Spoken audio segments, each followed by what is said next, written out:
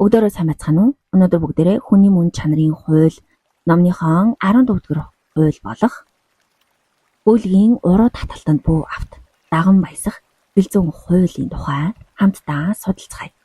За ингээд хүний сэтгэл зүйн даалт чанар болох олон нийтийн дунд хүмүүс орохороо хэрхэн яаж бие авч явдаг, ямархуу сэтгэл зүйн өөрчлөлтөнд ордог, түүний хортой чанараас яаж өөрийгөө сэргийлэх талаар Роберт Грийн зохиолч маань юу гэснийг хамтдаа харцгаая.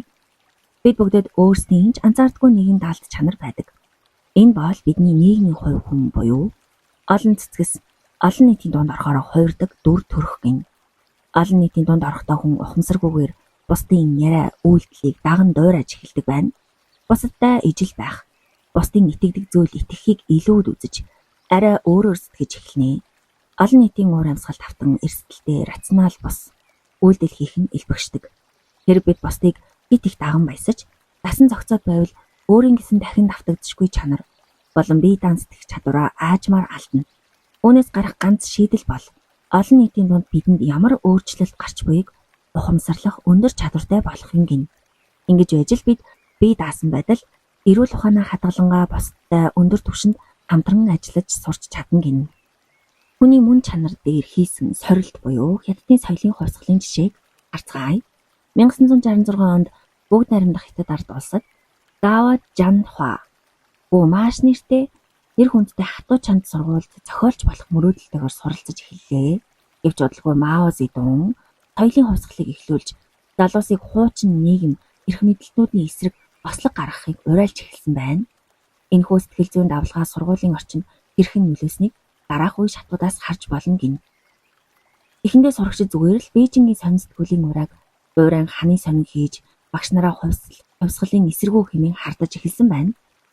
Жанхуагүй өөрийн дуртай хүндэлдэг багш нараа буруутахыг хүсээгүй ч гэсэн хувьсгалын эсэргүү хуучинсаг гэж харагдахаас айсандаа бусдыг даган сонинд багшигаа шүүмжилсэн нийтлэл бичиж оруулж энэ тэндгүү нааж эхэлсэн гин. Сурагчдын сэтгэл зүй улам ширүүсэж туйлширч эхэлсэн байна. Багш нарын толгойд шовгор малгай өмсгөн үзүүнд нь ялын тогтоол зүүлгэж сургууль даяар доромжлон парад хэлбэрээр жагсаан алхуулж эхэлсэн гин. Сурагчид өөрсдийн бухимдал эрх мэдлийг мэдэрч багш нараа зодож тагтан дээрээс үсрэхэд хүртэл хүргэж байсан. Үүнээс олж хэд хэдэн багш нар нь үхэхэд хүрчээ. Жанхуа дотроо энэ доромжлол хэрцгийллийг эсэргүүцэж байсан ч олон нийтийн уур амьсгалыг сүрж чадаагүй гин. Удалгүй сурагчид өөрсдөө өөр бүлэглэл, зарим нь улаан хамгаалагчид, зүүн зүгийн босгочид, эсвэл улаан баслагчид гэх мэтийн бүлэглэл болон хуваагдсан байна. Талууд бие биенээ жинхэнэ хувьсгалч биш гэж буруутган гар хийцийн жад, сэлэм, дэвсэглэн ашиглаж бие биенийхээ эсрэг дайн хийж эхэлжээ. Үзэл бодлын төлөө залуус амиа алдаж, нэгээ эргүүдэн шүүж, аимшигтайгаар зодож эхэлсэн. Жанхуа хүртэл өөрийн амиа аврахын тулд найзынхаа нэрийг хэлж зодуулж буй найзгаа аварч чадалгүй гар дээрээ амьсгал хураахын хүртэл харсан байна. 1968 онд хэдэн жилийн дараа Жанхуа сургуультай иргэн ирэхэд сургуулийн байр бүхэлдээ сүрч лаборатори анги танхим юу ч үгүй сүйтгэгдсэн байв. Иргэн тойронд олон мянган залуусын нэр сурггүй булш цөөрөл бий болжээ. Анх сургууль зааж байсан эрдэмтэн багш нараас нэгэн ч үлдсэнгүй. Тэрээр энэ бүх цөөрөл залуусын амь нас золиос юуны төлөө байсан юм бол гэж өөрөөсөө асуухад ямар ч хариулт олдоогүй гэдэг. Мао Зэдун нь 1976 онд нас барсны дараа Хятадын коммунист нам өөрөө энэхүү соёлын хувьсгалыг үндэсний гамшиг эмгэнэл байсан гэдгийг албан ёсоор хүлээн зөвшөөрсөн гин. Учир нь энэхүү хувьсгал нь зөвхөн энэ Гао Жидоны сургууль дээр биш, Хятадын өнцөг болон бүрт сургуулийн сурагчид ажлын үйлдвэрийн орчинд улмаар цаашлаад улс орон даяар гэсэн бөгөөд үүнээс болж олон мянган хятад иргэн амь насаа алдсан түүхтэй. Энэхүү түүх нь Гао Яны 1987 онд хэвлүүлсэн Born Red номын бодит явдал дээр үндэслэн юм. Тэрээр соёлын хувьсгалын үеэр сургуультай өөрөө биечлэн оролцсон үйл явдлуудаа тэмдэглэн үлдээсэн байдаг. Угтаа Мао Зэдүний эхлүүлсэн соёлын хувьсгал бол хүний мөн чанарыг үндсээр нь өөрчлөх гэсэн туршилт байсан гин. Маогийн хор бол хүмүүс олон зууны турш хуваагдчихсан хуучинсаг ангиж үзэлтэй болсон тул тэрээр бүхнийг шинээр эхлүүлэхийг хүссэн байна. Шин цэв цэвэрхэн цаасан дээр хамгийн үзэсгэлэнтэй зургийг зурж болно хэмээн тэр үзжээ. Гэвч Born Red номд гардаг үйл явдлууд нь хүний мөн чанарыг хизээж үндсээр нь өөрчилж устгаж чадахгүй гэдгийг батлан харуулсан юм. 100 оны хувьсгал хөгжлийн үр дүнд тогтсон хүний зан төлөв. Ялангуяа бүлэг доторх зан төлөв нь эртний тодорхой хэв маяг руу заавал эргэн ордог байна. Маогийн стратеги бол анхаарлыг нь дайсан руу чиглүүлж, хуучинсаг эрх мэдлүүдний эсрэг тэмүүлснээр илүүтэйдийг устгаж, нэгдмэл тэгш эрхт шинэ нийгэм бүтээн гэж тооцоолсон байна. Гэвч үүнд асар том стратегийн алдаа байв. Хүмүүс бүлэг болон нэгдэхдээ гүнзгий нарийн тунгаачдах чадвараа алддаг байна. Гэт хялбаршуулсан сэтгэлгээ. Бүлэг доторх хүмүүс сэтгэл хөдлөлтөө автаж, альваг зөвхөн хар эсвэл цагаан бидэнтэй эсвэл бидний эсрэг гэж харж эхэлдэг байна. Айцаас үүдэлтэй туйлширлна. Маогийн бий болгосон замбраагүй байдал нь хүмүүсийг улам нэг рүүгээ дайрахад хүргэж, туйлширхад хүргэсэн байна. Сургууль дээр гарсан жишээнүүд бол хуучин эрх мэдлийг шинээр солих байсан. Сурагчид багш нарынхаа эрх мэдлээс чөлөөлөгдсөн ч бие данс тэхийн оронд Маог шинэ шүтэн эрх мэдэл болгож түүнийг анир чимээгүй даган байсав. Төрөнгийн хүмүүсийн эрх мэдлийг авах ордлого байсан гин. Эрх мэдлийн орон зай гарахад зан чанарын хувьд догшин садист хүмүүст дээш гарч шинэ илүүтүүд болон хуурдаг. Сурагчид тэгш эрхт нийгэм байгуулахын оронд хэн нь илүү улаан гишүүн бэ? Хэн нь тариачин гаралтай вэ гэж хөөцөлтөн улаан тууз зүүж давуу байдал тогтоохын тулд улаарч эхэлсэн байна. Нэг хүн эрх мэдлийг монополчлох үед олон нийт өөр фракц болон хуваагддаг. Эдгээр бүлэглүүд сүулдэ ямар үзэл бодлын төлөө тэмцэж байгаагаа ч мартаж зөвхөн бие биенээсээ өшөө авах, эрх мэдэл авахын төлөө тус тулаан хийж эхлэх хандлагатай байдаг гин. Мао нийгмийг нэгтгэхийг хүссэн ч үр дүнд нь бүх улс орон даяар өөр хоорондоо тулалдсан аймаглал, гэмт хэрэг, эдийн засгийн уналт руу орхон тэрэ. Түүнээс болж энэхүү сургууль дээр болсон тулаан улс орон даяар хаа сайгүй ажилчин анги, барилга, нийгмийн бүхий л давхаргуудад болон хүмүүс сүлдээ ажиллаа хийхээ болж улс орон даяар санхүүгийн хямрал хүртэл үүссэн байдаг. Эцэст нь энэхүү замбраагүй байдлыг эцэслэж, дэг журмыг тогтоохын тулд Мао өөрөө цэргийн дэглэм тогтоож, өөрөө шин төрлийн хаан шүтэн болохоосоор аргагүйд хүрсэн гин. Бид энэ түүхийг зөвхөн хятадд эсвэл эрт дээр үед болсон хэтрүүлэгтэй түүх гэж харж болохгүй гинэ. Бид орчин үеийн өндөр технологитой соёлтой офис, компани баг хамт олон дунд ажиллаж байгаа ч гэсэн бүлэгт орсон л бол хүний мөн чанарын энэ доод инстинкт эргэн сэрдэг гин.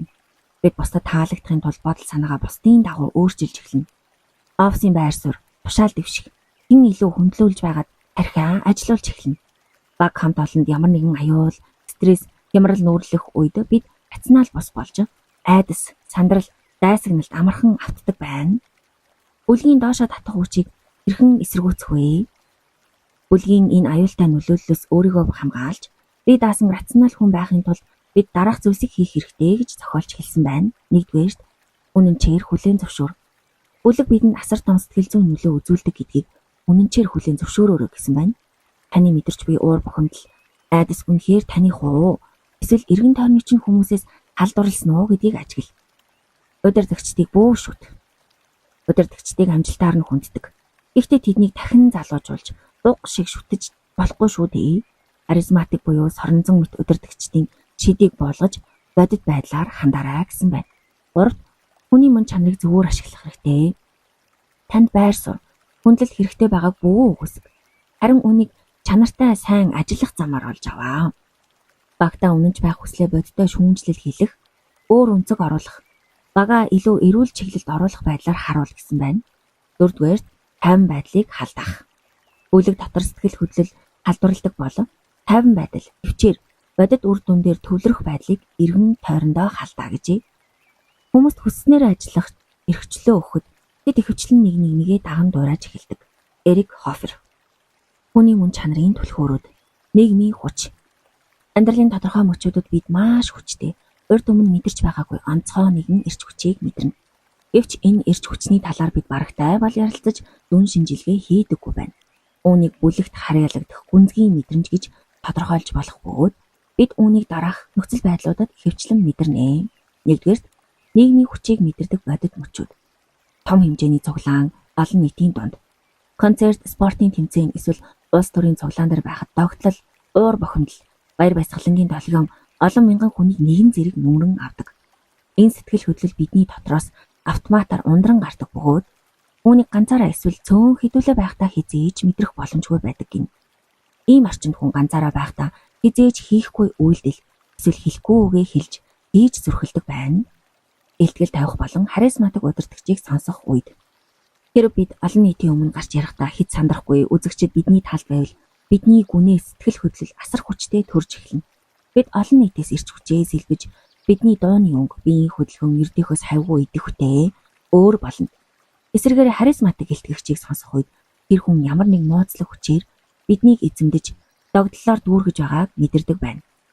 Гуравт нь чухал зорилгын төлөө баг бүрдүүлж ажиллах үед. Богино хугацаанд чухал зорилгод хүрэх шаардлагатай багт ажиллахад хүн эрдийнхөөс илүү их ажиллах, илүү ихийг хийх шаардлагатайг мэдэрнэ. Нэгэн ижил яаралтай бөгөөд чухал зорилгын төлөө ажиллаж буй хүмүүстэй холбогдохдоо асар том эрч хүчийг авч эхэлнэ. Зүйлдээ бие биетэйгээ ярилцах шаардлагагүйгээр нэг нэгнийхээ бодлыг зөв бэлгээрээ гадарлаж эхэлдэг. Энэхүү мэдрэмж нь логик сэтгэлгээгээр бас бие физиологийн хариу үйлдэлээр шар ус босох, зүрх хурдан цохилох, эрч хүч ундрах зэргээр илэрдэг байна. Үүнийг нийгмийн хүч буюу social force гэж нэрлэе. Энэ бол хүмүүсийг ижил мэдрэмжээр дамжуулан барьцаалдуулан холбож байдаг далд хүчний орон зай юм. Үүний эсрэгээр хэрэв бид энэ хүчний орон зайд гаднаас ирсэн гадны хүн болж орчих юм бол энэ нь бидэнд айдсын мэдрэмж төрүүлнэ. Огт өөр соёлтой газар аялах. Хүмүүс нь өөрсдийн гэсэн дотоод нууц хэлээр харилцдаг шинэ ажилд орох. Өөрийн амьдралдагаас хавьгүй баян эсвэл ядуу хороололд алхах гэх мэт эдгээр мөчид бид өөрсдийгөө энд харьяалагдахгүй байгааг бусад хүмүүс бидний гадны хүн гэж харж байгааг мэдэрч гүнээсээ аюулгүй байдлын дохио авч тавгуутаж эхэлдэг гин. Нэгдүгээр дотор ба гадна нэгэн зэрэг оршдог. Энэ мэдрэмж бидний дотор байхаас гадна эргэн тойронд маанч байгаа мэт санагданаа. Энэ нь яг л дурлсан үед хоёр хүний хооронд соронзон мэдгүй их даалд ирч хүчтэй төстөө юм шиг. Хоёрт олон нийтийн хэмжээ болон уур амьсгалаас хамаардаг байна. Үлэг хэдий чинээ том байна. Хүч төдий чинээ эрчимтэй байна. Ижил үзэл бодолтой том олон нийтийн дунд байхад асар том давлгаа, дотоод дулааныг мэдэрнэ. Гэвч дайсан тулгарсан үед энэ эрч хүч хормын дотор уур бухимдал, хүчирхийлэл болон хуурч болдог байна. 3. Хүмүүсийг өөртөө соронзтон татна. Бид цэнгэлдэх хүрээлэн, парад, карнивал, концерт, шашны болон улс төрийн цуглаан руу тэмүүлж байдаг. Энэ бол бидний өвд эцсийн үеэс уламжлагдсан инстинкт гинэ. Хөгжин болон бүжиг бол энэ хүчийг гадагшлуулах хамгийн анхны бөгөөд хүчтэй хэлбэрүүдийн нэг гин. 3-р эсрэг тал. Энэхүү хүний мөн чанарыг эсрэгээр нь ганцаардал ба харанхуйн тусгаарлалтаар харж болдог байна. Насан туршдаа ганцаарчлан хоригдлууд эсвэл Антарктидад ганцаараа үлдсэн судлаачдын тэмдэглэлээс харахад хүн бусдаас удаан тусгаарлагдахад бодит байдлаас тасарч хувь хүний мөн чанар нь задарч эхэлдэг. Хүнд хамгийн их өгүүлэгддэг зүйл бол ердөөсөө л бусад хүмүүсийн өөрийг нь харж буй харц байдаг байна. Бид нялх байхдаа ээжийнхээ харцнаас өөрийгөө оршин байгааг хэн бэ гэдгийг анх мэдэрнэ. Насанд хүрсэн хойноч бид бусдын харцаар дамжуулан өөрийнхөө бодит байдал болон үнэн цэнийг батламжийг мэдэрч байдаг гин.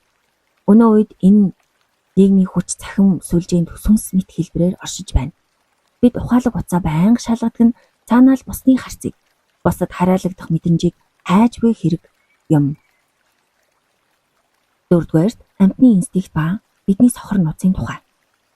Хүний энэ нийгмийн хүч нь үнэндээ нийгмийн амьтан, чон, сармагчин гэх мэтийн дунд байдаг сүргийн инстинктийн илүү нарийн нийлмэл хэлбэр гинэ. Амьтад сүрэгтэй дасан зохицохын тулд бусдын сэтгэл хөдлөлийг мэдэрч ахлагчаа даган дуурайж хамтдаа ан хийдэг. Бид өөрсдийгөө соёлтой, боловсон гэж боддогч яг үнэндээ бид нар ч бас адилхан гин. Бид бусдын дохио зангаа сэтгэл хөдлөлийг ухамсаргүйгээр даган дуурайна. Сошиал медиа эсвэл боломжтой газар зүргээрээ ан хийх буюу хэн нэгэн рүү хамтдаа дайрч уур хилэнгээ гаргах дуртай байдаг. Яг л амьтад шиг сүргийн эрч хүчийг хамтдаа мэдэрдэг. Яагаад бид үүнийг хүлээн зөвшөөрөх дургүй байдаг вэ? Учир нь энэ зан төлөв нь бидэнд бидний амьталлаг мөн чанарыг сануулдаг байна. Бид өөрсдийгөө бүх үйлдэлээрээ ухамсартайгаар удирддаг. Бие даан сэтгэдэг соёлтой хувь хүн гэж харахыг хүсдэг учраас тэр юм аа. Гэвч бүлэг доторх бидний идэхгүй даган баясагч зан төлөв жишээ нь хятадын соёлын хувьсгалын гамшиг шиг энэхүү төөрөгдлийг мань бут цохиж бид өөрсдөө ч мэдлгүй сүргийн аюултай инстинктэд захирагддаг амьтад гэдгийг харуулдаг учраас бидний тухай ярилцахаас эмээдэг байна. Нийгмийн хүч social force нь сайн эсвэл муу зүйл биш. Зүгээр л хүний биологийн мөн чанарын нэг хэсэг. Эртний уг дээдсээс өвлөгдөн ирсэн гадны хүмүүсээс агаар мэт айх, тэднийг дайсан болгон харах инстинкт нь эрт цагт халдварт өвчин болон өөр аймаглалаас аврахад тусалдаг байсан байна. Гэвч 21-р зуунд энэ зан төлөв нь хүчирхийлэл, геноцидын их сурвалж болж байна. Нийгмийн хүч нь бидний бие даан рационал сэтгэх чадварыг бууруулж доошоо татах хүч болдог. Гэхдээ үүнийг өндөр түвшний хамтын ажиллагаа, эмпати зэрэг эерэг зүйлд чиглүүлж болдог байна. Бидний хамгийн том алдаа бол энэ хүчийг өгөөсгөж өөрсдийгөө бусдын нөлөөнд автдаггүй гэж төөрөлддөгт оршино. Зарим хүмүүс эсэргүүцэж, баслаг гаргагч болдогч зөвхөн эсэргүүцхийн тулд эсэргүүцэх нь өөрийгөө нийгмээс гадуурхахад хүргэдэг гин. Бидэнд хэрэгтэй зүйл бол бүлгийн оюун ухаан юм аа. Энэ нь бидэнд гаднаа нийгэмд дасан зохицож, дотроо бие даан сэтгэх орон зайтай байх боломжийг олгодог байна. Хувь хүнд үзүүлэх дөрвөн нөлөө. Нэгдүгээр, дасан зохицож харьяалагдах хүсэл. Шинэ орчинд ороход би энд тохирох уу? Бусад маань намайг юу гэж бодож байгаа бол гэж зовниж эхэлнэ. Бид энэ айцыг багасгахын тулд гадаад өрхөөрөө босод шиг хувцлаж, ижил төрхтэй болдог байна. Эсвэл үзэл бодлоо итгэл үнэмшлэр бүлгийн ашигладаг үг хэллэг, үзэл бодлыг ухамсаргүйгээр даган дуурайж эхэлдэг. Энэхүү өөрчлөлт маш чимээгүй, ухамсаргүйгээр явагддаг бөгөөд бид өөрсдөө энэ үзэл бодол бие даан хүрсэн гэж эндүүрдэг байна. 2. Дүр эсгэх шаардлага. Бид бүлэг зүгээр нэг зохисохгүй бусдад таалагдахын тулд жүжигчин болдог. Удирдлагынхаа өмнө засардах, өөрийн сул талыг нууж, сайн талуудаа, буянтай, ажилсаг, дэвшилтэд үзэлтэй гих мэтийг бусдад харуулах гэж хичээдэг гин. Энэ жүжиглэлд нь явандаа бидний бодит зан чанар болон хувирна. Үүнийг эсэргүүцэж буй хүмүүсийг бүлэг ухамсаргүйгээр шахан гаргадаг. Харин өөрийн гэсэн дотоод цагаа хадгалж, ухамсартайгаар сайн жүжиглэх нь хамгийн ухаалаг юм. Алхам юм аа гэж зохиолч маань дурдсан байна. 3. Сэтгэл хөдлөлийн халдварлалт. Бид ихэнх сэтгэл хөдлөлийг мэдэрч өссөн шигээ бусдын сэтгэл хөдлөлийг амархан тусгаж авдаг. Бүлгийн дунд хамгийн амархан халдварладаг сэтгэл хөдлөлүүд бол айдас, түгшүүр, баяр баясгалан, залхуурал, хоромхон зургийн уур хилэн болон хүсэл тачаал. Бусад хүн юу хүсэж байна? Тэрийг хүсэх гэх мэт ордог байна. Миний мэдэрч буй энэ айдас үнэхээр минийх үү? Эсвэл бусдаас хамаарсан уу? Халдварлагдсан уу гэдгийг бид өөрөөсөө асуух хэрэгтэй гин. 4-т нь хэд итгэлтэй байдал. Ганцаараа байхдаа хүн шийдвэртэй эргэлздэг бол бүлэг дотор байхдаа энэ эргэлзэх механизм автоматар унтардаг байна.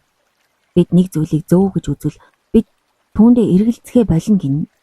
Үүнээс үүдэн санхүүгийн бөмбөлөг, цохор эрсдэл, төөрөгдөл бий болох. Асар том эрсдэлтэй олон мянган хүн цогтаа алдаж байгаа учраас хүн хариуцлагаас хуваалцаж аюулгүй мэдрэмж авдаг.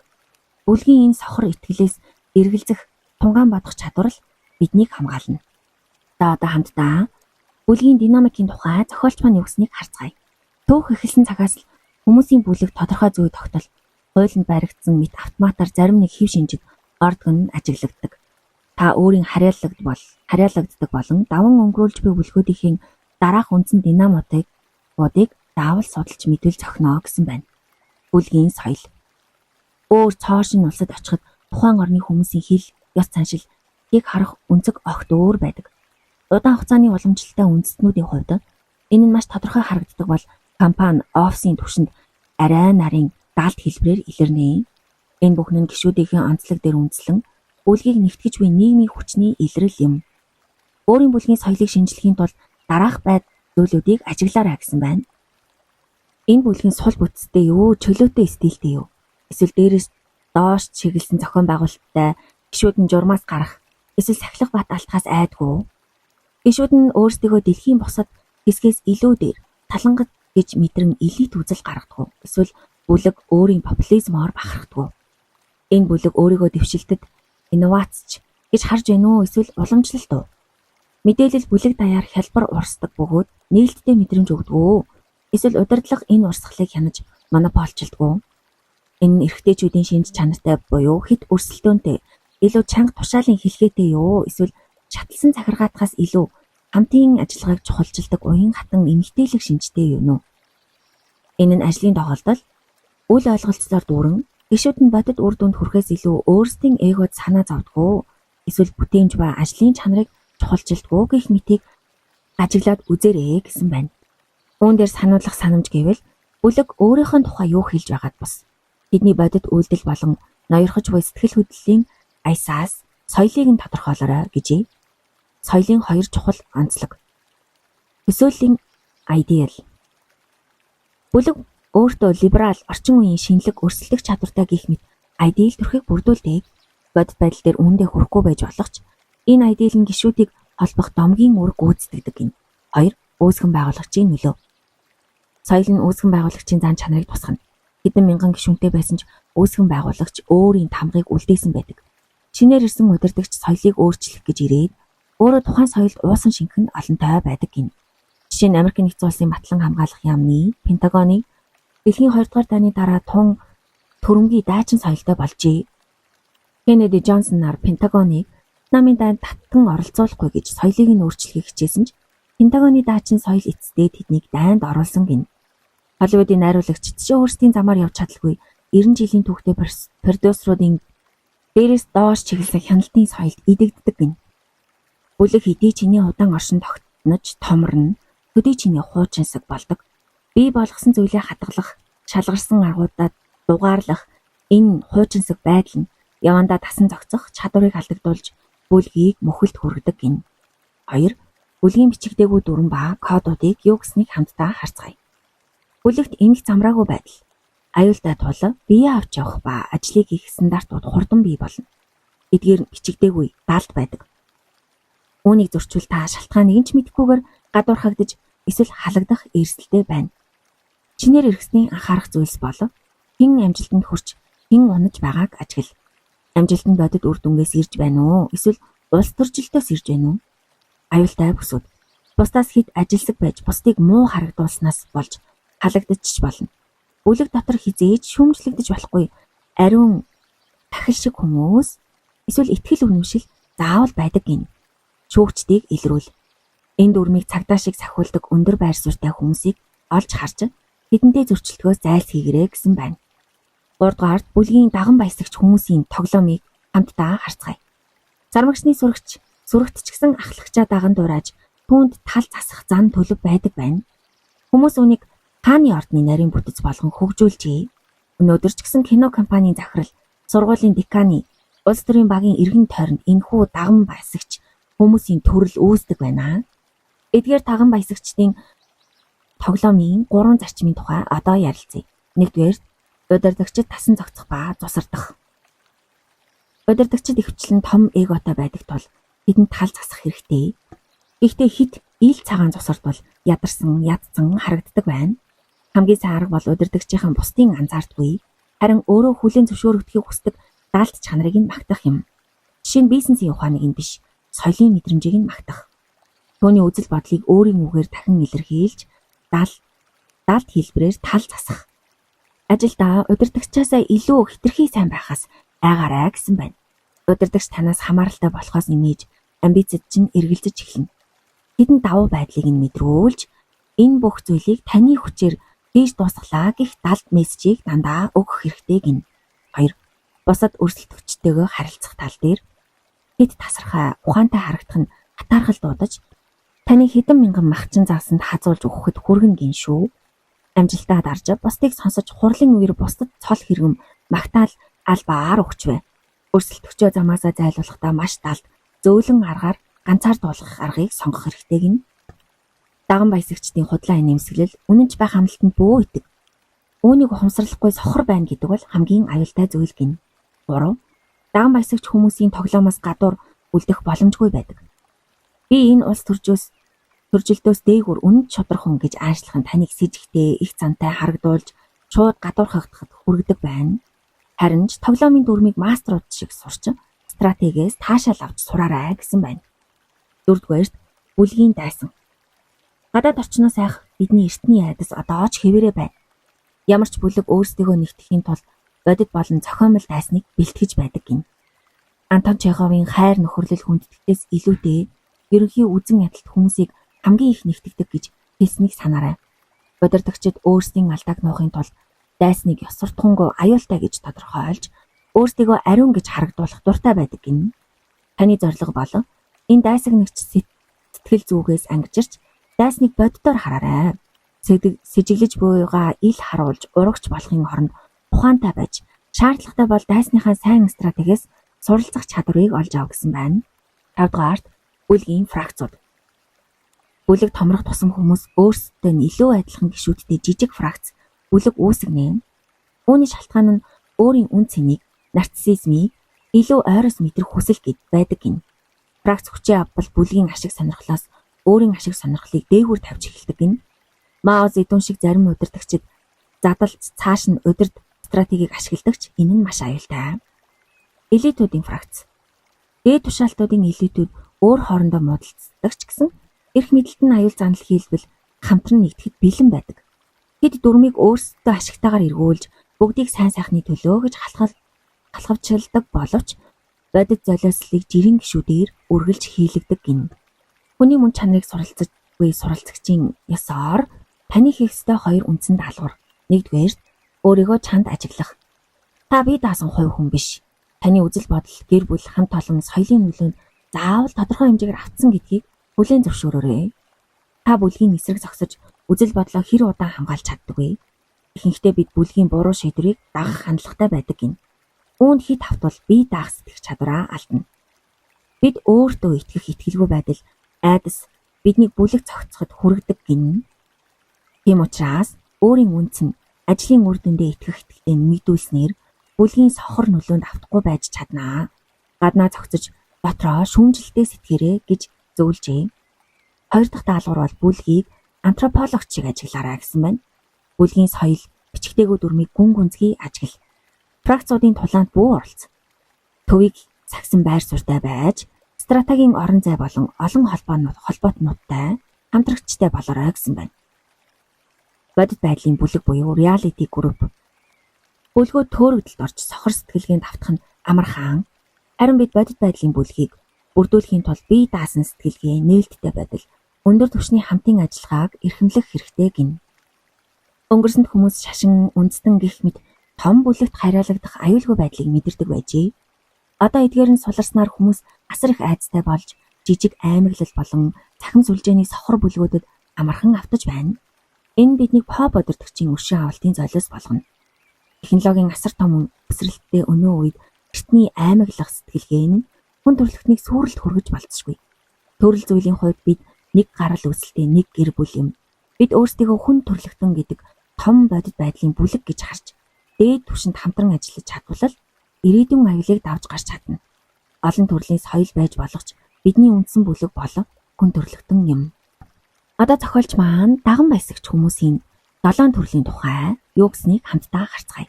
Ямар ч төрлийн бүлэг буюу байгууллага хамт олон даган баясагч удирдагчийг эргэн тойрон хүрээлдэг бөгөөд тайжуудын эрх мэдэл удирдагчтай ямар ойр харилцаатай байгаагаас шууд хамаардаг. Удирдагчид янз бүрийн зан чанартай байдаг ч нэг нийтлэг зарчим үйлчилдэг гин. Эдгээр даган баясагч эрх мэдэлтэй нэгний хит айдэлчлах төгс болон хардаг байна. Тэр удирдагчаа бодит байдлаас илүү ухаалаг төгс гэж бодсноор өөрсдийн тэдэнд тал засах зан төлөвийг зөвтгөж чаддаг гин. Энэ бидний хүүхэд насндаа эцэг эхээ айдэлчилж байдаг байсантай адилхан байна. Эцэг эхийн асар их эрх мэдлээс аюулгүй байдлыг мэдрэхийн тулд тэднийг дорой эсвэл чадваргүй гэж төсөөлөхөөс айдаг байв. Энэхүү бүлэг доторх эрх мэдэлтэй хүмүүстэй харилцах нь биднийг эргээд хүүхэд насны гэр бүлийн динамик руу аваачдаг байна. Аюулгүй байдлыг хангахын тулд эцэг эхтэй бүх зүйлээр таалагдахыг хичээж байсан болон нийгэм донд орохороо бусд хүмүүс таалагдах гэж хичээдэг хүн болно гинэ. Харин эцэг эхийн анхаарлыг татсан ах トゥ удаа атаархаж тэднийг дээрлэхийг хичээдэг байсан бол энэ таныг нийгмийн дунд ороход атаархагч, далд хөрөнгөлөгч болгож хувиргадаг гин. Энэхүү хүүхэд насны далд зуршлаас үүдэн дагалдан баясагчид нь тодорхой хэв шинжүүдэд хуваагддаг гин. Зарим төрлийн дагалдан баясагчид эрх мэдэлд хүрвэл маш аюултай бөгөөд сөрөг чанараа нуухтай гаргууд байдаг. Тэднийг эртнээс илрүүлж өөрийгөө хамгаалах нь чухал юм. Нэгдүгээр төрөл явуулга хийгч. Онцлог нь энэ хүмүүсийг илрүүлэхэд маш хэцүү. Тэд босс болон багтаа асар их үнэнч харагдана. Огт залхуурахгүй маш шаардлагатай, хариуцлагатай ажиллана. Гэвч энэ бол зүгээр л маск юм. Таг үргэлж далд явуулга хийж эрх мэдлийг гартаа авахыг хичээнэ. Тэд дотроо боссоо басамжлан хардаг бөгөөд би ч гэсэн энэ ажлыг түүнээс илүү сайн хийж чаднаа гэж боддог байх нэ. Ричард Никсны бүлэгт Александр Хейг энэ зан чанарын тод жишээ байсан гин. Тэрээр Америкийн нэгдсэн улсын үндэсний аюулгүй байдлын зөвлөх Генри Киссинжерийн туслахаар ажилд орсон. Киссинжерийн баг шилдэг академичдаар дүүрэн байсан тул Хейг бодлогын мэтгэлцээнд оролцохоос зайлсхийж улмаар Киссинжерийн өдөр тутмын хэрэгцээг хангахад анхаарсан гин. Тэр ширээгийн зохицолж, хуваарийг нь зохицуулж, бүр чухал хүлээн авалтанд явахад нь хувцлагт нь хүртэл тусалдаг байжээ. Киссинжер түүний амбиц болон өөрийг нь басамжилж буйг анзаарсангүй. Хейг жинхэнэ босс буюу Никсонд өөрийгөө харуулахыг хичээдэг байсан гин. Киссинжерт үдслэгт явж байхад Хейг Никсоны нүдэнд харагдахаар орой болтол ажилдаг байсан байна. Үр дүнд нь 1973 онд Watergate-ийн дуулаанд идэхэд Никсон Хейгийг өөрийн тамгын газрын дараагаар томилсон байна. Киссинжер үүнээс олж маш их бухимджээ. Хейг Киссинжерийн сул тал болон бүх бохир нууцыг мэдэж байсан. Хейг хамт олондоо найрсгаар аашилдаг байсан ч арх ударгаар нь утсыг нь чагнаж бусдын санааг өөрийн нэр дээр гаргадаг байв. Никсон депресд ороход Хейг үнэн хэрэгтээ ерөнхийлөгчийн үүргийг гүйцэтгэж эхэлсэн бөгөөд 1981 онд Рейган ерөнхийлөгч рүү халдсаны дараа Хейг хэвлэлийнхэнд одоо би бүхнийг хянаж байна гэж мэдэгдэж эхэлсэн байна. Сэрэмжлүүлэг. Эдгээр хүмүүсийн хариуцлагатай, халамжтай үнэнч төрхний цаад талыг хар. Тэд таныг харахтаа зөвхөн өөрийн ахиж дэвшиг шат эсвэл багаж гэж харж байдаг. Тэдэндээ хид ойртож, гар хөлн болохоос, бас дайсан болохоос ч бас зайлсхий гэжээ. 2. Самууруулагч. Онцлог нь тэд өөртөө асар их итгэлгүй, атаархуу ба хорсолдоо шатаж байдаг хүмүүс гинэ. Тэдний тоглоом бол бүлэгт эргэлзээ, төгшүүр, хор хутган үймэн тарч өөртөө үйл явдлын төвд орж удирдагчтай ойртох явдал гин. Тэд атаархаж буй хүнээ бай болгон авч далд цуу яриа тархааж удирдагчид бусдын үнэнч бус байдлын тухай далд мэдээлэл өгдөг байна. Энэ төрлийн хүмүүс бол их шудраг бүлгийн төлөө үнэнч дүр төрх эсэгдэг тул тэднийг хор хутгаж байгааг илрүүлэхэд хэцүү. Бүлэгт бослого хэрүүл дэгдвэл цаана заавал тийм хүн байдаг. Тэд бусдад гай болж зохион байгуулж байгаагаа далд таашаал авдаг байх нь. Сэрэмжлүүлэг. Сэжигтэй цуу яриаг гимгүү хүн шиг танд хэлж байгаа хүнээс анхаараарай. Тэр бүлэгт шалтгаангүй айдсын агаар орчин үүсвэл их сурвалжийг нь заавал хай. Самууруулагч төрлийн хүмүүсийг шууд болон шууд бусаар бүүд оромжил үл хүнддэг гэжээ. Тэд бусдын сэтгэл зүг өрөвдөгчгүй. Өөрийг нь үл хүндэтгэхэд л маш мэдрэмтгий тул таны амьдралыг тамийн гүйлгээ болгож чаднаа гэсэн байна. 3. Хаалгач буюу хянагч. Эдгээр хүмүүсийн онцлог болон тэдний гол зорилго удирдагчид хүрэх цорын ганц гарц мэдээллийн урсгалыг монополчлох явдал гин. Явуулга хийгчтэй адил бусдыг ашигладагч тэдний зорилго болон эрх мэдлийг авах биш. Харин удирдагчийг шүтэн бишрэх явдал байдаг. Тэд удирдагчийн суу тухайныг магтан сайшааж долгонож эгог нь тэтгснээр ойртдог байна. Тэд энэхүү бүлгийн ялзарсан улс төрөөс удирдагчийг хамгаалж хэрэггүй хүмүүсийг ойртуулахгүй хамгаалагч шиг ажилдаг гин.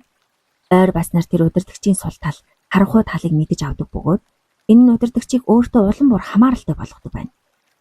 Сэрэмжлүүлэг. Эдгээр хүмүүс бүлгийн босод гишүүдэд өөр төрх харуулнаа. Эдгээр хүмүүстэй муудалцвал удирдагчид хүрэх холбоо болон бусад боломж бүрэн хаагднаа л гэсэн үг. Удирдагч ийм хүмүүсээс аюултайг анхаарах хэрэгтэй. Учир нь тэд таныг бусдаас бүрэн ганцаардуулж чаддаг байх нь. 4. Сүүдрийг тэтгэгч. Эдгээр хүмүүсийн онцлог бол удирдагчид нэр хүндээ цэвэр байх ёстойч дотроо дарагдсан далд хүсэл буюу сүүдрийг агуулж байдаг гин. Энэ нь дайснаас өнөөх нууц хүсэл тачаал эсвэл хэд хардал байж болно. Сүүдрийг тэтгэгч нь бусдын дарагдсан харахуй хүслийг мэдрэх дээд зэргийн мэдрэмжтэй залжин хүмүүс гинэ. Никсон ерөнхийлөгчийн тусгай зөвлөгч Чарльз Коулсон ийм үүрэг гүйцэтгэдэг байжээ. Тэрээр Никсоныг өөрийн иргэн тойрондох дайснуудад маш их хардамтгай, өөрийн эренгийн чанартай итгэлгүй байгааг анзаарсан байна.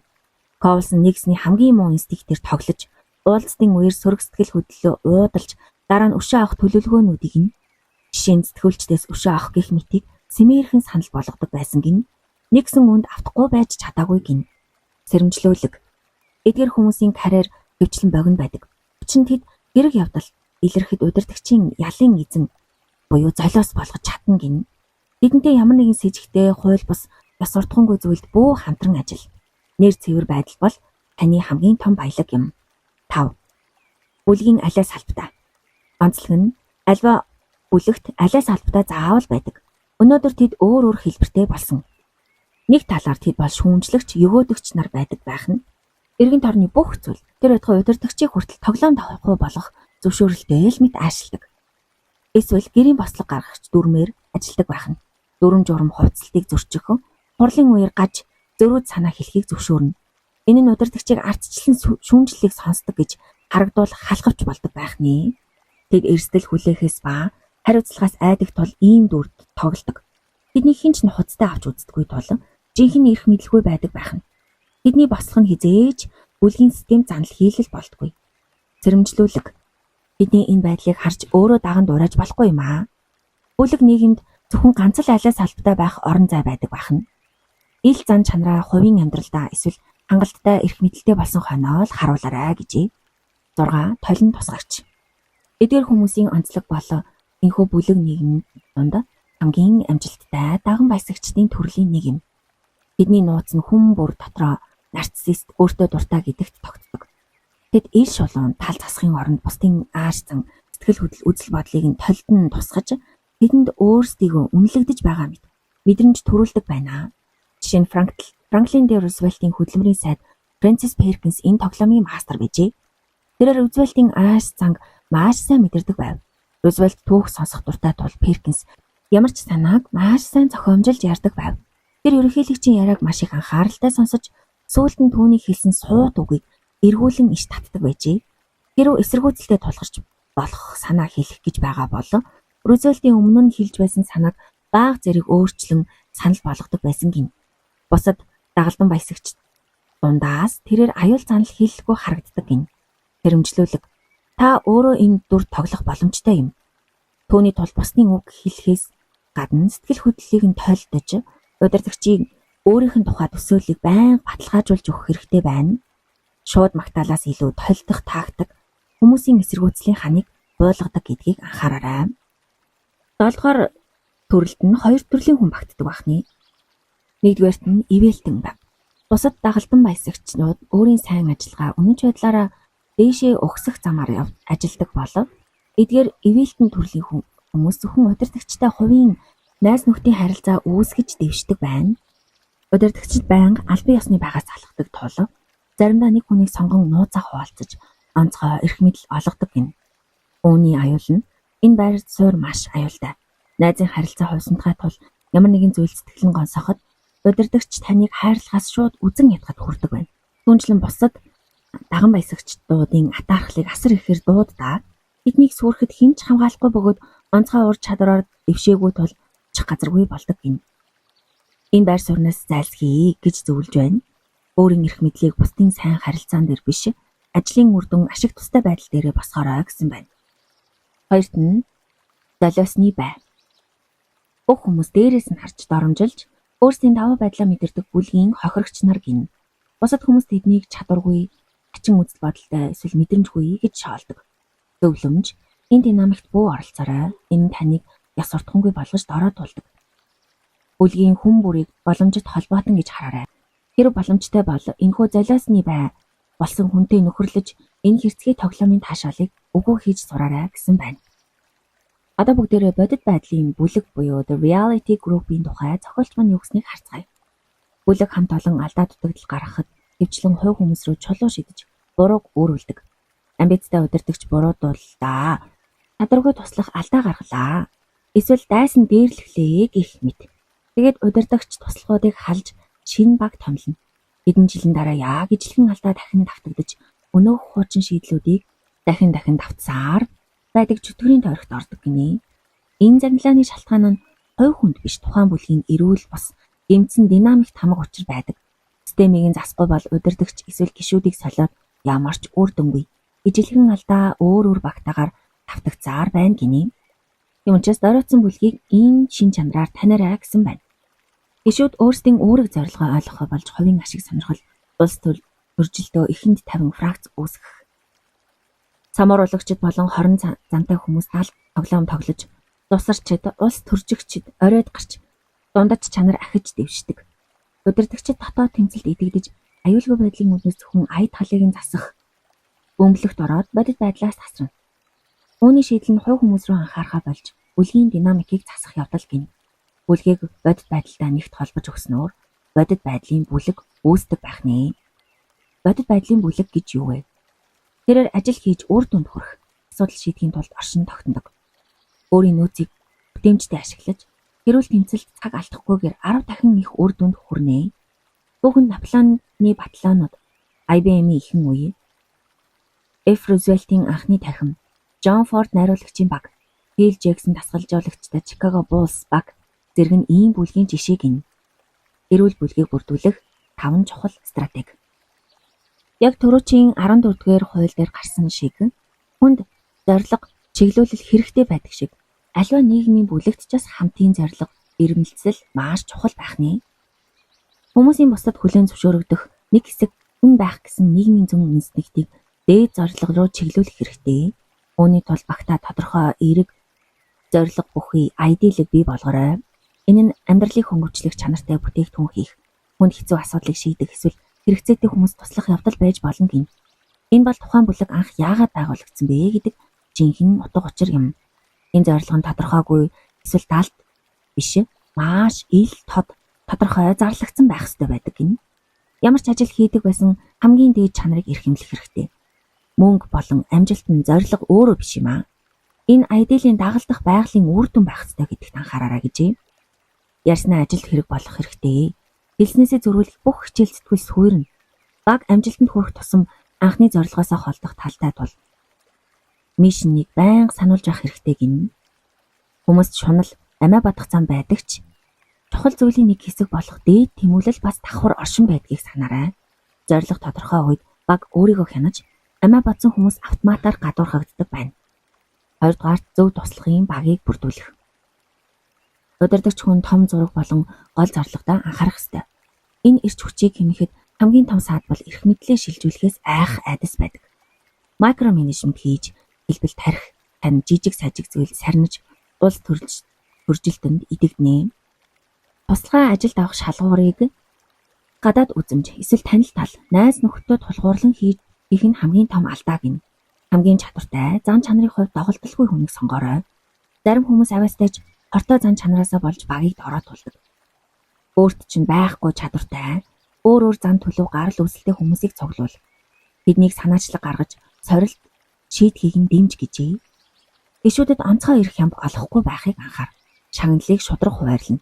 Шаардлага хангахгүй нэгнийг шууд чөлөөл, удирдагч өөрөө золиос гаргахад бэлэн байж манлайлах хэрэгтэй гин. Гуравт нь мэдээлэл ба санаа бодлыг чөлөөтэй урсгах. Баг өсгийн хэрээр удирдагчийн эргэн тойронд мэдээллийг шүүж саатуулдаг бөмбөлөг үүсэх аюултай.